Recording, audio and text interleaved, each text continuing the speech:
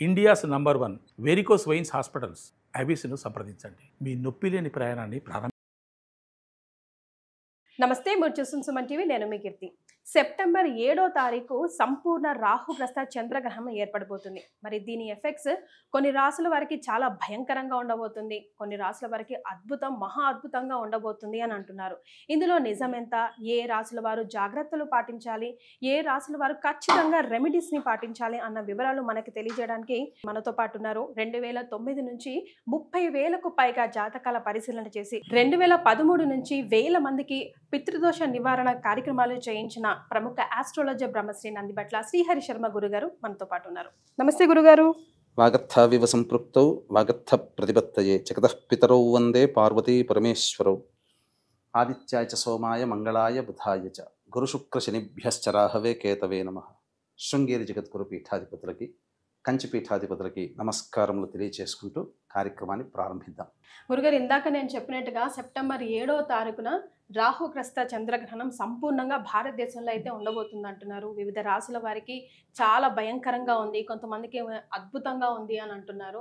చాలా భయభ్రాంతులకు గురవుతున్నారు. సో దాని మీరు కరెక్ట్గా మా అందరికీ దారి చూపిస్తారని ఒక నమ్మకం గురుగారు. తప్పకుండానమ్మా. అంటే చాలా ప్రసార మాధ్యమాలలో కొన్ని రాశులలో జన్మించినటువంటి వాళ్ళకి అద్భుతంగా రాజయోగాలు, కొన్ని రాశులలో జన్మించినటువంటి వాళ్ళకి మధ్యమ ఫలితాలు, కొన్ని రాశులలో జన్మించినటువంటి వాళ్ళకి పూర్తిగా అధమ ఫలితాలు అని చెప్పి కొంతమందికి సంతోషాన్ని, కొంతమందికి బాధని కలిగించే విధంగా అనేక కార్యక్రమాలు మనం ఈ మధ్య చూస్తున్నాం.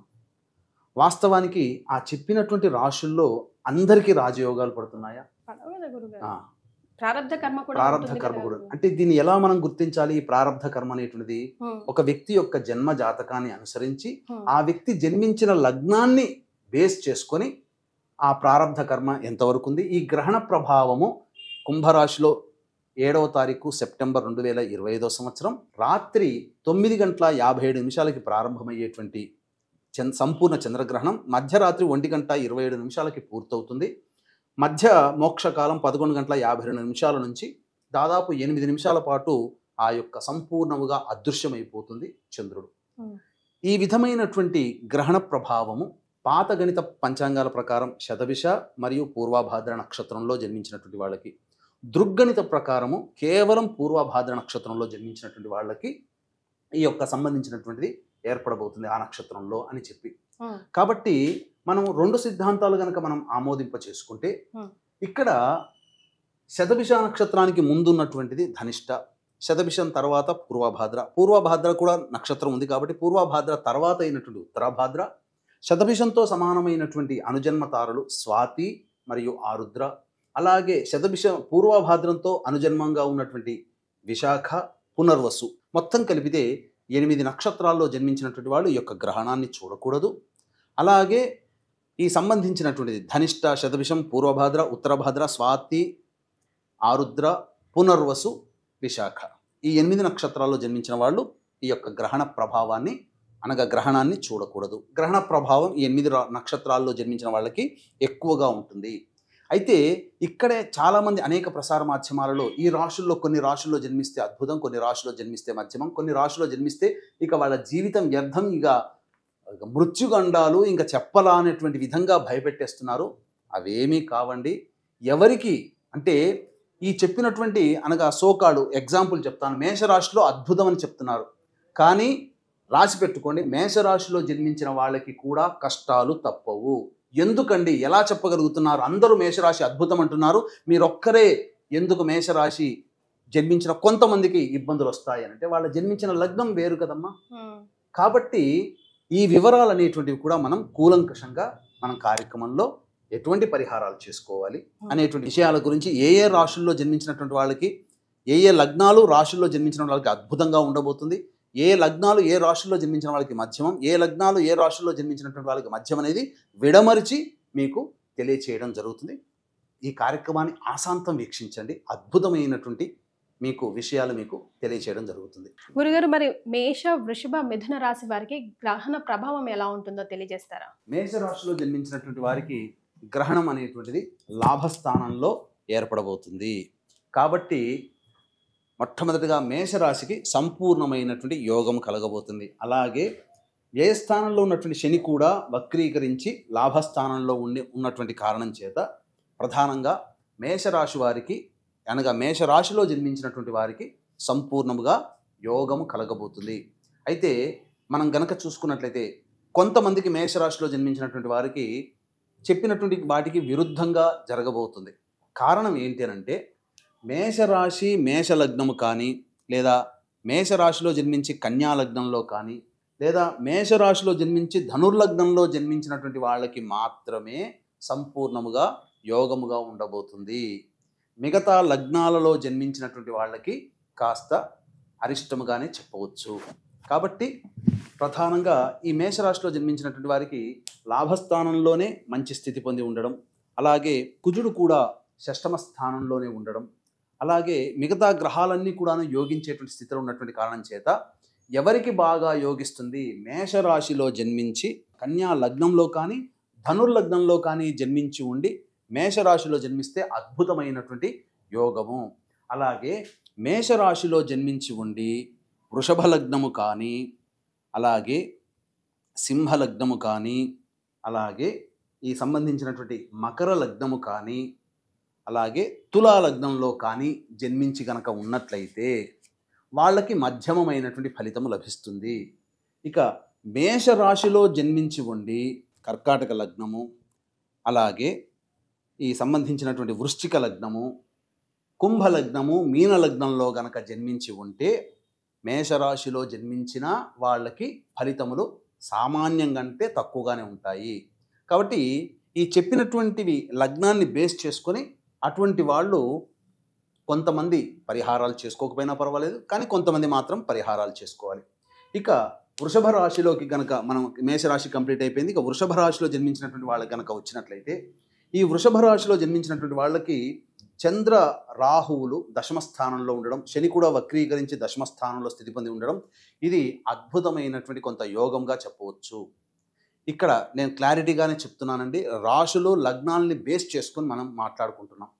కాబట్టి ఈ సంబంధించినటువంటి ఈ యొక్క వృషభ రాశిలో జన్మించినటువంటి వాళ్ళకి దశమ స్థానంలో చంద్ర రాహుల యొక్క స్థితి అనగా గ్రహణం యొక్క స్థితి ఏర్పడుతున్నటువంటి కారణం చేత తదనంతరం ఉద్యోగంలో మార్పులు చేసుకోవాలనుకున్నా లేదా చేసేటువంటి ప్రయత్నాలలో కొంత అభివృద్ధి అనేటువంటిది ఖచ్చితంగా ఉంటుంది. కీర్తి ప్రతిష్టలు పెరుగుతాయి. కారణం శని కూడా ఈ యొక్క గ్రహణ స్థానంలోకి తన ప్రభావాన్ని చూపుతున్నాడు కాబట్టి. అయితే ఎవరికి యోగిస్తుంది అంటే యోగించేటువంటిది అనగా వృషభ రాశిలో జన్మించి ఉండి మేష లగ్నంలో జన్మించిన కన్యా లగ్నంలో జన్మించిన ధనుర్లగ్నంలో జన్మించిన వృషభ రాశి అయి ఉండాలి.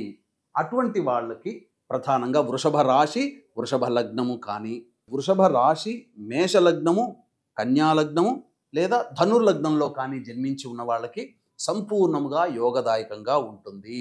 ఈ వృషభ రాశిలో జన్మించిన కొంతమందికి మంచి జరగదండి, అంటే ఇబ్బందులు ఎదురవుతాయి.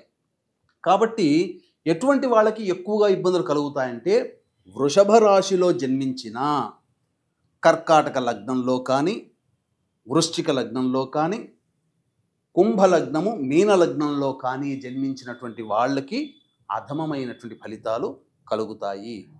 అంటే ఏ రకమైనటువంటి మంచి ఫలితాలు అంటే ఏంటి, అధమమైనటువంటి ఫలితాలు ఏంటి అనేటువంటి విషయాలు మనం వీడియో చివరిలో మనం తెలియచేసుకుందాం.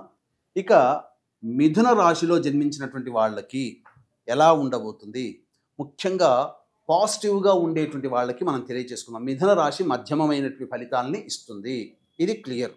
ఎందుకు? నవమ స్థానంలో గ్రహణం ఏర్పడుతుంది కాబట్టి ఇక్కడ ఈ మిథున రాశిలో జన్మించినటువంటి వాళ్ళకి మేష లగ్నము వృషభ లగ్నము అలాగే కన్యా లగ్నము ధనుర్లగ్నంలో కనుక జన్మించి ఉండి మిథున రాశిలో కనుక జన్మించి ఉంటే వాళ్ళకి అనుకున్న దానికన్నా ఉన్నతమైనటువంటి స్థానాలకి వెళ్ళగలుగుతారు. అదే మిథున రాశిలో జన్మించి ఉండి కర్కాటక లగ్నం కానీ అలాగే వృశ్చిక లగ్నం కానీ కుంభలగ్నం కానీ మీన లగ్నం కానీ జన్మించి ఉన్నటువంటి వాళ్ళకి అధమమైనటువంటి ఫలితాలు కలుగుతాయి.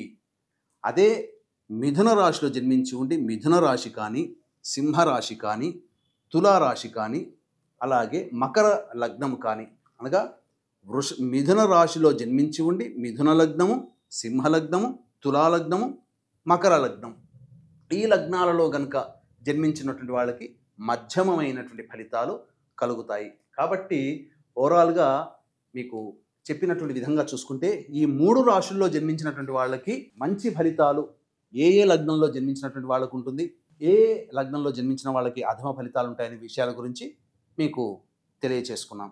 కాబట్టి ఇక సంబంధించినటువంటి వాటికి కొన్ని పరిహారములు అనేటువంటివి చేసుకోవాలి. అయితే వీక్షించేటువంటి ప్రేక్షకులు కూడా గమనించాల్సినటువంటి అంశం ఏంటంటే ప్రధానంగా ఈ చెప్పినటువంటి వాటికి అధమ ఫలితాలంటే ఏంటి? అధమ ఫలితములు అని అంటే ప్రధానంగా చేస్తున్నటువంటి పనులలో ఆటంకాలు ఉంటాయి, అలాగే ఉద్యోగ విషయంలో మార్పులు అనేటువంటివి చేయకూడదు, ఉన్న ఉద్యోగంలోనే కంటిన్యూ అయ్యే ప్రయత్నం చేయండి, ధనాన్ని నష్టపోతారు కాబట్టి పెట్టుబడులు పెట్టకండి, ఇలా మనం చెప్పబడింది. ఎవరిని గుడ్డిగా నమ్మి ఫాలో అవ్వకండి, ఇలా మనం చెప్పబడినటువంటిది. కాబట్టి మధ్యమ ఫలితములోనంటే సాధారణంగా రోజువారీ దినచర్యల్లో కొన్ని ఇబ్బందికర పరిస్థితులు వస్తాయి. దైవానుగ్రహం వల్ల చేసుకున్నటువంటి పరిహారాల వల్ల ఈ చెప్పినటువంటి మధ్యమ ఫలితాలు ఏ రాశుల్లో ఏ లగ్నంలో జన్మించిన వాళ్ళకు ఉంటుందో అవి దైవానుగ్రహం వల్ల ఆ ఫలితములు మనల్ని ఇబ్బంది పెట్టవు. అయితే ఉత్తమమైనటువంటి ఫలితాలు పొందే లగ్నాలలో జన్మించిన వాళ్ళు, రాశుల్లో జన్మించినటువంటి వాళ్ళకి మనం తెలియజేశాం కదా. కాబట్టి ఏమవుతుంది, వాళ్ళు చేసిన చిరు ప్రయత్నము వాళ్ళకి కొండంత లాభాల్ని తెచ్చిపెడుతుంది. కొద్దిగా దైవానుగ్రహాన్ని పొందితే అమేయమైనటువంటి బలాన్ని వీళ్ళు పొందగలుగుతారు, యోగాన్ని కూడా పొందగలుగుతారు.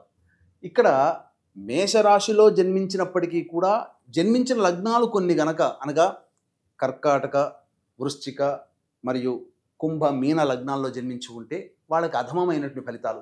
మేషరాశి అద్భుతంగా చెప్పారు కదండి, మాకు ఏం జరగట్లేదని కూడా వాపోయే వాళ్ళు ఉంటారు. కారణం ఇది. ఇక్కడ ప్రధానంగా లగ్నాలు చూసుకోవాలి. కాబట్టి ఇక్కడ అధమమైనటువంటి ఫలితాలు అన్నప్పుడు ఏమవుతుందనంటే మనకు ఉదాహరణకి మనం ఏదైనా స్టాక్స్లో కానీ పెట్టుబడులు పెట్టినప్పుడు ఒక 1000 రూపాయలు పెట్టామనుకోండి, మనకు 700 రూపాయలు పోయి మనకు కేవలం 300 రూపాయలు నష్టంలో ఉంటాం. అదే పరిహారాలు కనుక పాటించుకోలేకపోతే 1000కి కాకుండా అదనంగా నష్టపోతాం. దైవానుగ్రహాన్ని కనుక పొందే ప్రయత్నం చేస్తే 1000లో కొంత భాగం, ఒక పావు భాగం మాత్రమే నష్టపోయి మిగతాదంతా సేఫ్ సైడ్లో ఉంటాం. దైవానుగ్రహం లేకపోతే 1000కి 2 రెట్లు అదనంగా మనం నష్టపోవాల్సినటువంటి పరిస్థితి వస్తుంది. కాబట్టి ఈ తేడాను దృష్టిలో పెట్టుకొని నా వ్యక్తిగతమైనటువంటి అభిప్రాయం ప్రకారం అయితే చెప్పినటువంటి విధంగా మేషరాశి బాగుంది అని చెప్పినప్పటికీ కూడా మేషరాశి కర్కాటక, వృశ్చిక, కుంభ, మీన లగ్నాల్లో జన్మించి ఉండకుండా మిగతా లగ్నాల్లో జన్మించినటువంటి వాళ్ళకి మంచి జరుగుతుంది. మేషరాశిలో జన్మించి ఉండి చెప్పినటువంటి కర్కాటక, వృశ్చిక, కుంభ, మీన లగ్నాల్లో కనుక జన్మించి ఉంటే వాళ్ళకి కష్టములు తప్పవు. కాబట్టి ఈ యొక్క మేష, వృషభ, మిథున రాశిలో జన్మించినటువంటి వాళ్ళు కూడా దైవానుగ్రహాన్ని పొందక తప్పని పరిస్థితి అని చెప్పవచ్చు. మరి ఈ 3 రాశుల వారు కూడా ఎలాంటి పరిహారాలు పాటించాలంటారు గురుగారు? పరిహారాల విషయానికి వస్తేనమ్మా, ఏ సమస్యకైనా 2 రకాల పరిష్కార మార్గాలు అనేటువంటివి ఉంటాయి. ఒకటి మానవ పరిష్కారం, 2 దైవ పరిష్కారం. మానవ పరిష్కారం అంటే వచ్చినటువంటి ఇబ్బందుల్ని తెలివితేటలతో చాకచక్యంగా సమస్యల్ని పరిష్కరించుకోగలం, లేదా వచ్చిన సమస్యల్ని భరించగలగడం, అది మానవ పరిష్కారం. కానీ దైవ పరిష్కారంతో పాటు మానవ పరిష్కారం కనుక ఉన్నట్లయితే తప్పకుండా ఆ మనిషి ఇబ్బందుల నుంచి బయటపడతారు. దైవ పరిష్కారం అంటే దైవానుగ్రహాన్ని పొందే ప్రయత్నం చేయడం. అయితే ఈ గ్రహణ సందర్భంగా ఈ మేష, వృషభ, మిథున రాశులలో జన్మించినటువంటి వాళ్ళు సాధారణంగా మంత్ర పరిష్కారం కనుక చేసుకోలేరు. కాబట్టి అందరికీ ఉపయుక్తంగా ఉండే విధంగా మేష, వృషభ, మిథున రాశులలో జన్మించినటువంటి వాళ్ళకి 7వ తారీఖు గ్రహణం మధ్యరాత్రి సంభవిస్తుంది. కాబట్టి 8వ తారీఖు రోజున మళ్ళీ నెక్స్ట్ ఆ పూర్వభాద్ర నక్షత్రం 8వ తారీఖు రాత్రి 10 గంటల వరకు ఉన్నది. కాబట్టి సాయంత్రం 6 గంటలకి 8వ తారీఖు సాయంత్రం 6 గంటలకి ఈ మేష, వృషభ, మిథున రాశులలో జన్మించినటువంటి వాళ్ళకి ఈ సంబంధించినటువంటి గ్రహణ దోష నివారణ పూజలు, హోమాలు అంటే దుర్గా సూక్త పారాయణము, రాహుగ్రహము, చంద్రగ్రహ జపము, అలాగే సంబంధించినటువంటి శనిగ్రహ జపము, లక్ష్మీ సూక్త పారాయణం కూడా జరిపించి ఈ సంబంధించినటువంటి దేవతల యొక్క హోమాది కార్యక్రమాలు అతి సామాన్య మానవుడు కూడా పాల్గొనే విధంగా చేయించడం జరుగుతుంది. ఈ కార్యక్రమంలో నమోదు చేసుకున్నటువంటి వాళ్ళకి శక్తిపాతము చేయబడినటువంటి కరుంగలి మాల అనేటువంటిది మీకు అందించడం జరుగుతుంది. అవకాశం ఉన్న వాళ్ళు కార్యక్రమ తదనంతరం కాంటాక్ట్ చేసి పూర్తి వివరాలు తెలుసుకోవచ్చు. అలాగే మీకు మీరుగా చేసుకోగలిగినటువంటిది ఏమిటి అని అంటే, ఒక కంచు పాత్ర కానీ లేదా ఒక ఇత్తడి పాత్ర కానీ, లేదు కనీసం ఒక మట్టి ప్రమిదనైనా కానీ, అంటే మట్టి పాత్ర చిన్నది ప్లేట్ లాగా ఉండేది తీసుకొని దాంట్లో వెండి చంద్రబింబము, వెండి సర్పబింబము, అలాగే సంబంధించినటువంటిది సూర్యబింబము కూడా పెట్టుకుంటే మంచిది. పెట్టుకొని, ఎందుకనంటే గ్రహణం తరువాత 21 సెప్టెంబర్ నాడు కూడా సూర్యగ్రహణం వస్తుంది కాబట్టి కొంత ఎఫెక్ట్ పడుతుంది ఖచ్చితంగా. ఎందుకంటే ఇక్కడ మనకు సంభవించిన, మనకు కనబడకపోయినా ప్రపంచవ్యాప్తంగా ఏర్పడుతున్నటువంటి వాటికి మనం తప్పక కొంత పే చేసుకోవాలి తప్పదు.